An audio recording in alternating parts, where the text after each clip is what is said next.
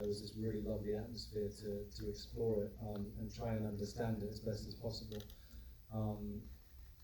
And that comes very much down from Justin from day one, the way he talks about the characters, but then the way he approaches prep in terms of he sent manifestos to us for things to kind of prep and feel more like the characters and get into them. And so I was working on another movie just before this, but he'd be like, hey, send me a voice note about the guns you own and your beliefs on this and whatever. And so you'd be kind of on your lunch break sitting there kind of trying to understand and express what it is that these characters feel. So that by the time we got to set, you felt like you could just be in the scenes without having to perform anything outside of what the character or the person would be doing.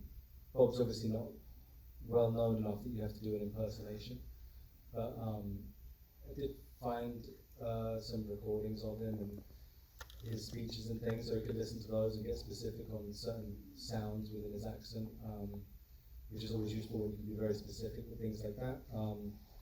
And then just trying to understand what that life was for them and that sense of community as well. He the moment we landed in Calgary, he was like, hey, take all of the guys you're with, take them out fishing, take them for dinner, support them, look out for them, and all these things. So it's kind of building an atmosphere that then resembles what ends up on screen, I suppose. Even to the point of, when I first met him, he was like, I don't want you to meet Jude, I don't want you to talk to Jude, I don't want you to be friends with Jude. And I was like, okay, so we were kept separate for the first 3 or 4 weeks of filming until we meet on screen, and that was the first time we'd met. So that just then builds in something real for you in terms of like the adrenaline and stuff is pumping, because you're like, oh, I'm in a scene, I know it's Jude Law.